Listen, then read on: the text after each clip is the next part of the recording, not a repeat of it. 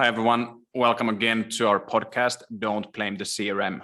This time we have a guest from a city called Malmö in Sweden. And we have Adam, who's head of demand gen at a company called GetAccept. Welcome to the podcast, Adam. Yeah, great to be here. Thanks. Maybe we can start with introductions. Most people, I would imagine, know GetAccept. You're a well-known company based in Malmö, Sweden, and at Vainu we also use your digital sales room. But maybe you can talk about the GetAccept as a company and also your role at GetAccept. Yeah, so it's a really interesting journey here now. Lots of things happening. So I started here about 2 years ago now. So sitting as head of demand gen, and we can talk more about that, of course.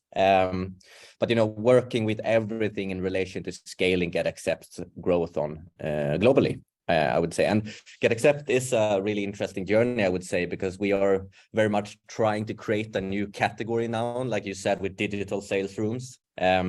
And that is both very inspiring for me, working in head of demand gen, but also super tricky. Sometimes I feel like it would be easier to just work with a well-known category that people know and that have some existing demand. That's the tricky part now. We've created a category called digital sales room. There are a lot of companies getting into the category, which is good because then it means that it's growing. But it's also, we have to really explain to people why it matters and so on.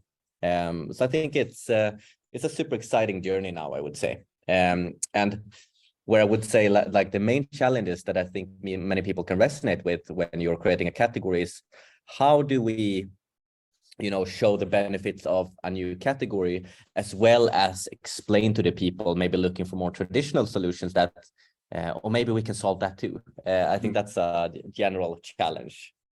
Yeah, it's actually interesting. When we had kickoff at Vainu a month ago, we also discussed the importance of defining a category, because you could also place Vainu in quite a few different categories. But because we also feel that there's a big benefit if you are part of a category or if you're able to form a category, because then of course certain companies, especially bigger ones, they tend to have budgets available for categories, but sometimes only for categories.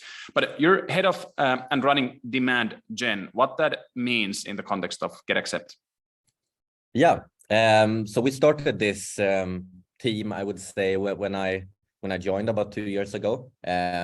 And demand gen here basically means that we're in charge of our, growth in terms of marketing sourced revenue. So we have very clear targets on how much revenue we are supposed to bring in from a marketing side, as well as the sales side, of course. And we also work extremely close with our sales organization, I would say. So it's not like, we only bring in marketing revenue and they bring in the sales revenue, so to say. It's more of a joint collaboration. But yeah, that's the basis of, and just to explain quickly, in the demand gen team, if we call it that, we have myself, and then we have all other people also. We have our own designer, we have people sitting in local markets, and we have people focused on just ABM. So we have very growth-oriented roles. That's exciting. We'll talk about those topics in a moment. But let's talk about the org structure a little bit more. In this podcast, we've been interviewing lots of RevOps people, and I remember at GetAccept you have sales ops, and then do you also have marketing ops? And how is that set up? Like, is marketing ops part of your marketing team and then sales ops part of your sales team? How is that all organized? Yeah, I think marketing ops is that function you wish you had sooner than later. But we actually now we have marketing ops, but it's also quite a new role for us, I would say. And as you said, we have had sales ops for a long time. Now we've added marketing ops since we saw a really big need for that. And just to give context, I think we are in the marketing team now about 25 or something people, so about 10% of the company. So it's quite which was one of the reasons why I joined GetAccept, because it's quite a big marketing function in relation to other department, which I think is really cool because we care about marketing.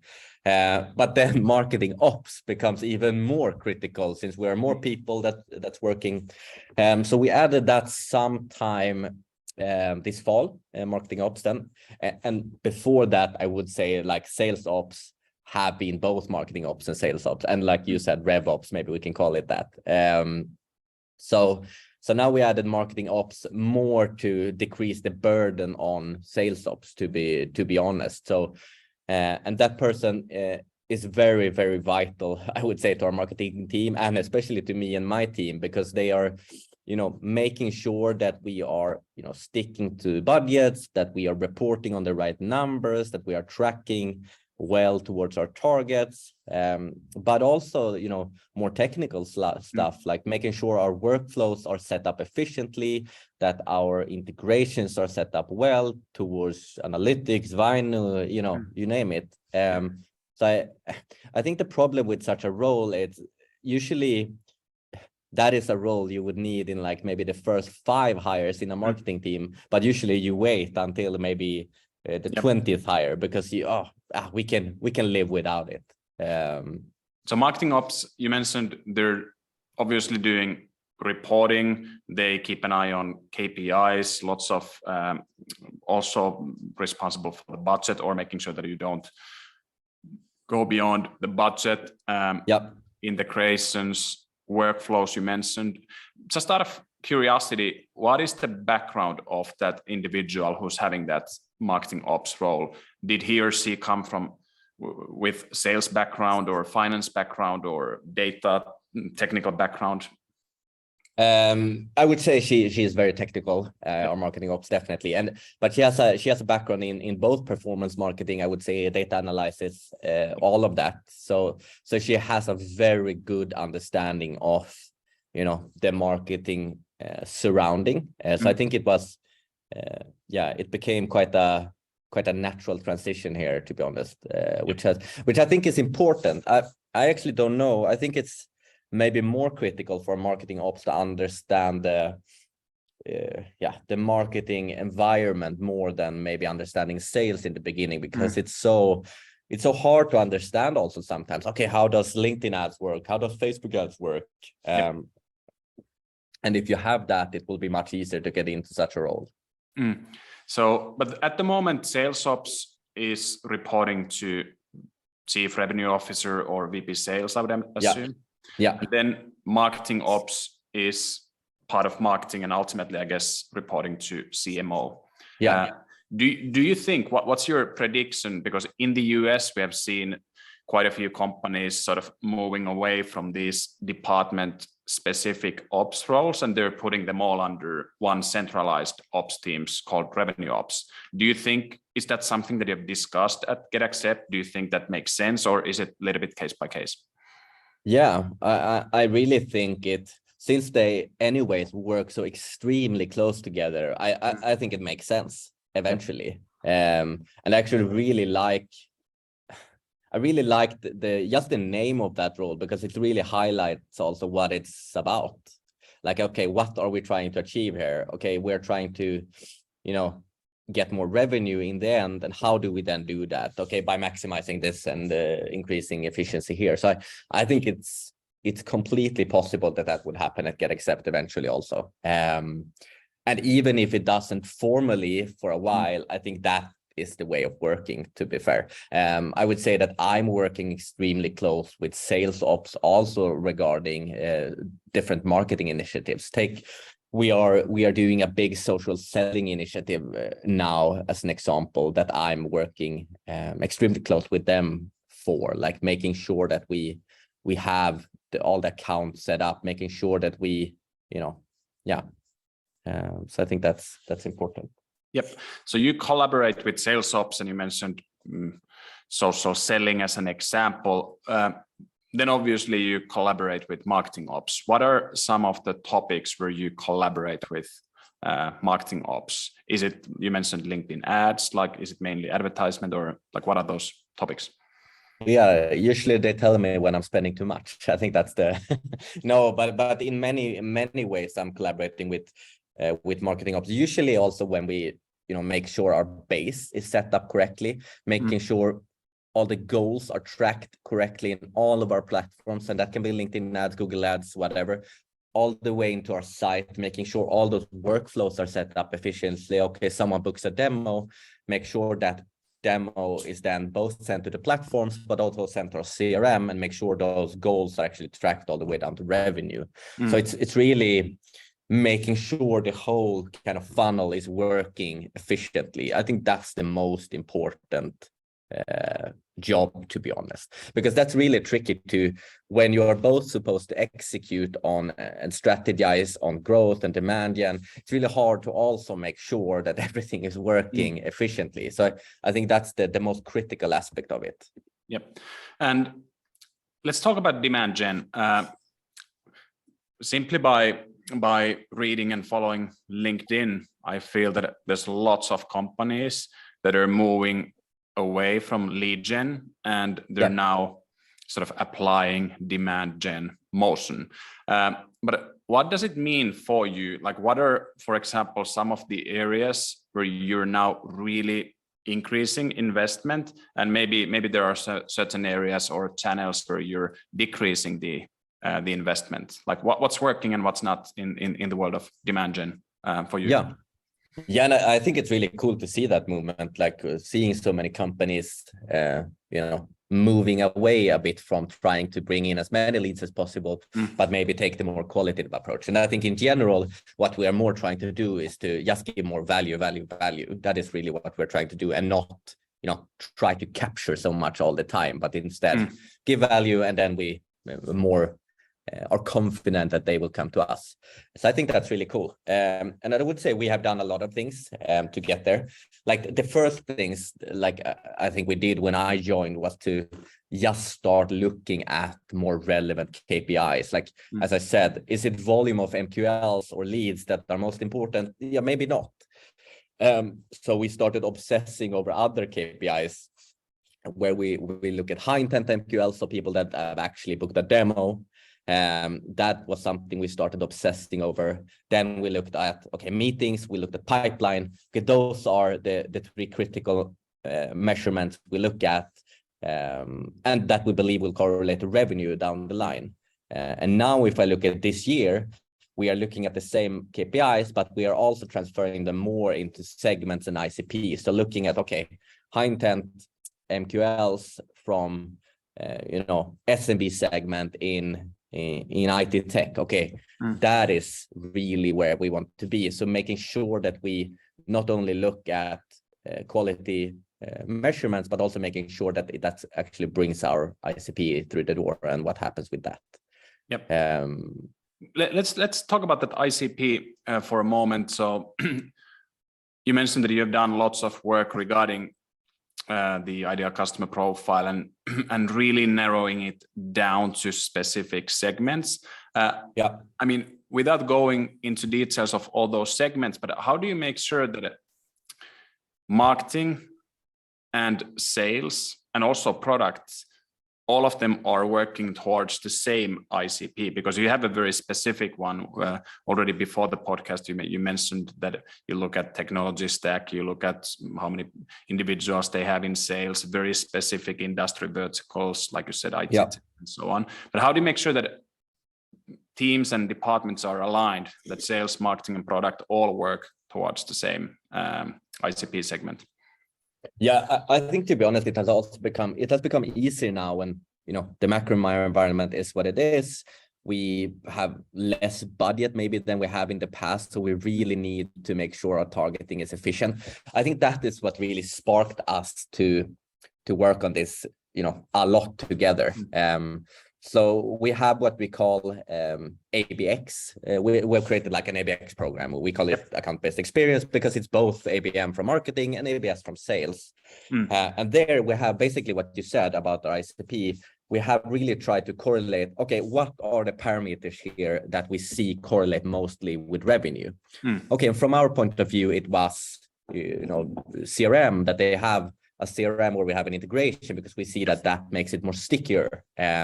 But also number of sales reps, because we need to get to a certain amount of users to really feel the benefit of our platform. Okay, if those are the things, we need to have all the companies that applies on that in Europe and in US. We need to get them on a list, and these are the companies we will go for. And when I say go for, it's like, yes, we will do outbound, we will do email sequences, but everything we do from a marketing point of view should also be targeted towards that. And that is, as an example, we are pretty big on LinkedIn ads. So our LinkedIn ads is solely going to those types of companies. Yep. We have been very broad before, but now we are, we are only targeting, so kind of a bit, the bee swarming type of thing, where we're seeing on LinkedIn ads, we're seeing on emails, hopefully, and we're seeing on, that is truly what we believe will be most efficient now. We might go broader in the future, but now it's, during this year, I think this will be, really the best way. So LinkedIn ads, and I mean, I've seen some of your posts that you have seen really nice increase in the main KPIs simply by fine tuning and testing some of the ads. But LinkedIn is working, and you're very specific with sort of the audience that it's the ICP segment. How about other channels? What do you use in terms of ABM? LinkedIn is, I guess, the one most people use. Do you see any other ABM channels working? Email is, I guess, counts as a channel, but what else? Yeah, we are. It's a bit different. When we talk about the ABM, what we are really trying to do is to make sure we have enough interactions with an account. We set a boundary. Okay, these are how many actions we really believe we need to have in order to make it into an opportunity. And then we, based on that activity, we give it some kind of point. And we have, as you said, LinkedIn is a big one for us, of course, Facebook ads, all of those kind of ads channels. But apart from that, we're also big believers in events. We are hosting a lot of this year, a lot of like VIP/ABM events, if you want to call it that, where we are trying to, create interesting topics and then make sure we get our ABM accounts into those kind of events, where we can kind of start to, create those relationships.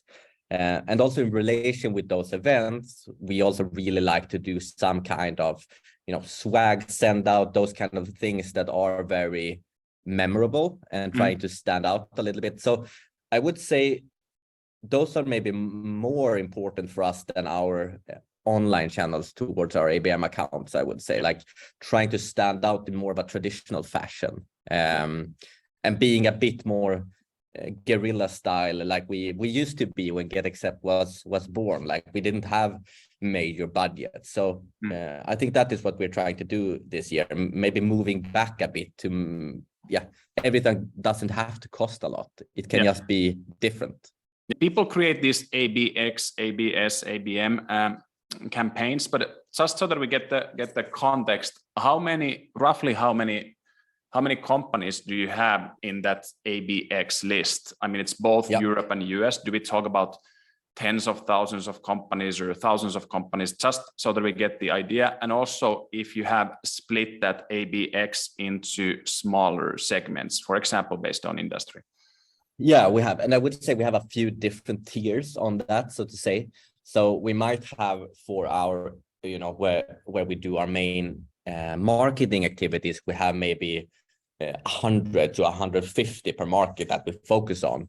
But in terms of what we're running in paid ads, that is definitely more. That's probably in the, the 5,000 plus range. And then outbound is probably somewhere in between. So we have a very tier-based approach. And as you said, we have segmented it pretty hardly also, like in certain amount of CRM, certain amount of sales reps, making sure that a relevant rep has the right types of accounts and those types of things also. So I think it's when we talk about the ABM, and so it's also important to differentiate, is it like one to few, so 1-to-1, or is it 1 to, I think you can do it in many ways. It doesn't have to be, you don't have to have 10 accounts and just go for them. I think It depends a lot on how big your ACV is and how big your deals is, but our main segment is SMB.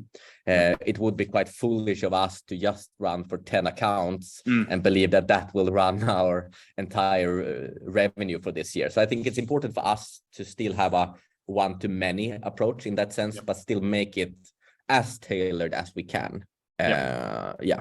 Talking about tailoring and personalization, I've seen more and more of these examples that when I go to a website, the case study that I see definitely is personalized to me. It's a company that I recognize. It's a company that maybe operates in the same space. Like, do you also do that you start tailoring and personalizing the content for visitors so that they, for example, see a case study of their lookalike or similar business? Are you already on that level?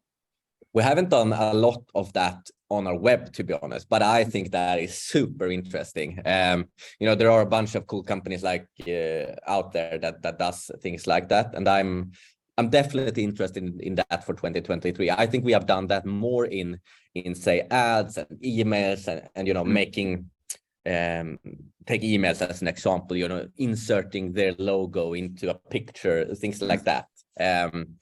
And I think that is something we could do much more on our website, for sure. And I don't think we have really tested that out at all, to be honest. So I think that is something that could increase conversion rates a lot, to be honest. I mean, it's a topic that I've spent a lot of time lately, partly because we're working on that similarity model that provides lookalikes. Because I'm thinking, like, for example, Vainu is your customer. So then whenever a company that operates in the same space as Vainu might be a direct competitor or just a company that is very closely connected to what we do, when they collaborate or experience GetAccept, maybe promoting Vainu case study for them would be the best move, because that most likely would resonate well with them, since they recognize the company and they feel that, okay, hey, they have been solving some things for similar businesses. Is there something that you're planning to do less this year? I mean, you said that in this economic climate, also close eye on budgets. Are there channels or tactics that you plan to do less this year? Yeah, for sure. There are many things. I think we as a start, we will not be as event heavy this year as we've been in the past. I do think events are great, and I do think we at GetAccept are quite good at them, but I don't think it's not as efficient when it comes to ROI and revenue maybe. That is one. And the second maybe big one is Google Ads. I won't say that we will spend maybe a lot less on it, but we will make it more efficient for sure. I think that's it's a general black hole in a company. I would say most companies, especially in Europe, Google Ads, we tend to spend the majority of our budget on there. Say, many companies I've been looking at recently, 80% plus of the marketing spend is going towards Google Ads, because it's easiest to attribute stuff from there. And usually, there are some kind of existing demand for your category maybe. But what I've also found is that most companies are not ROI positive from Google Ads.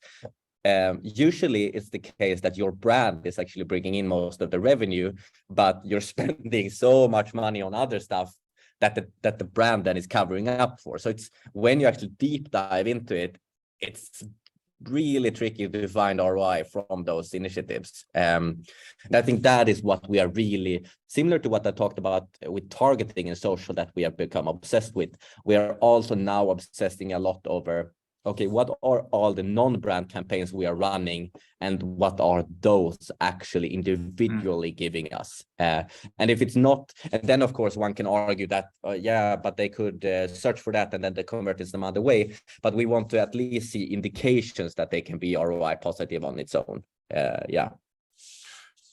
Then last topic might be one question or a few questions. Let's talk about data a little bit, because of course in demand gen, I mean, there's obviously reporting is important, attribution is important. You also mentioned that ICP is super crucial for you right now, and that means Yeah. that you have lots of data. First of all, where do you have sort of that master data? Is it in your CRM, or do you have another cloud database where you store all the sort of customer and company and prospect data, and then all departments access that? Or is it CRM, which is the sort of source of truth at the moment? Yeah, we use our CRM, we use HubSpot as our source of truth. Might not be the optimal way always, but it's an easy way. I think it sometimes creates a lot of work also, but I think it's, when that work is done, I think it's easier because everyone is in the CRM and it's easy to use the data. I think that's the problem with using data warehouses and stuff, is that people won't use the data often. Maybe analysts will and so on. But I think, I really think, I think we are quite okay in terms of data in HubSpot. Yeah, and HubSpot is both CRM and marketing automation platform for you, right? Exactly. How about attribution? That's of course one topic that everybody would like to know the answer, and there's of course plenty of vendors, but is that something that is also on your table? Yeah, for sure. And it's something we're trying to work with all the time, right? There are many vendors out there trying to solve the attribution mystery.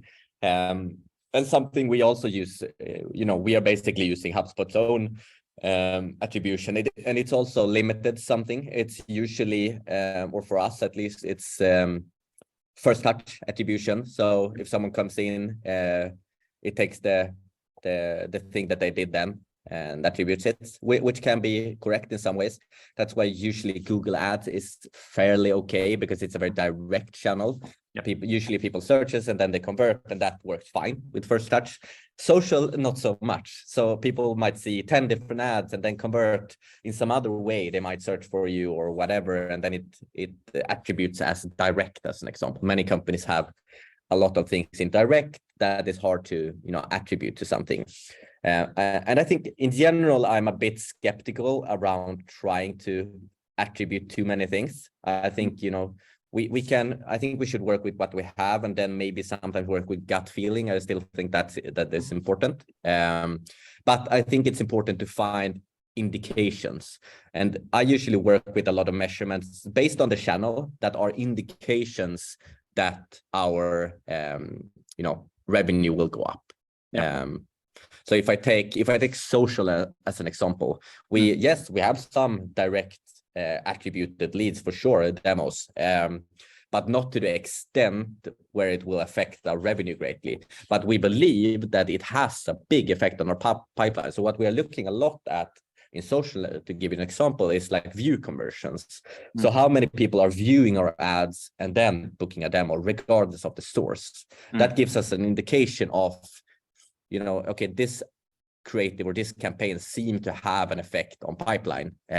We might not know exactly what company it drove or so on, but we have an indication. I think that's important. Yeah, and I would imagine the sort of the responsibility lies in the marketing ops teams. Is that the individual or team who's doing the attribution reporting? Yeah, exactly. And I think it's easy to start obsessing over attribution when you really want to provide, show the ROI you're creating from marketing. But I think it's also important to make management or whoever sits in charge, make them aware that everything is not black and white. It's not, it will never be possible to get 100% correct attribution, but maybe we can get indication, get a journey, try and explain it. Yeah. All right. Thanks a lot, Adam. This has been awesome discussion. One question that I'm planning to ask also from all the guests, at least at the beginning of this year, is just your prediction, because there's lots of uncertainty in the market right now, and the economic climate is quite unique. When do you think things will start to bounce back? Or I don't know if there's things such as normal, but when do you think things will start becoming more normal again, and we're sort of beyond this downswing in economy? Is it already this year, or do we have to wait until 2024? Yeah, I think it's a tricky one. I think definitely this year will be tricky, and I think that's also why maybe companies are not looking to buy new tools, but maybe they are looking to consolidate their current tools.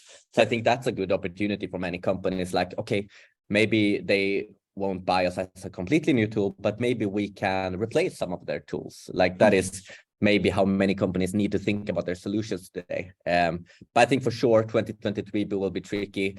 I think 2024 it will definitely start to brighten up. I think we have already seen that a bit. Like US is usually a bit ahead of Europe. So Europe is more going down right now.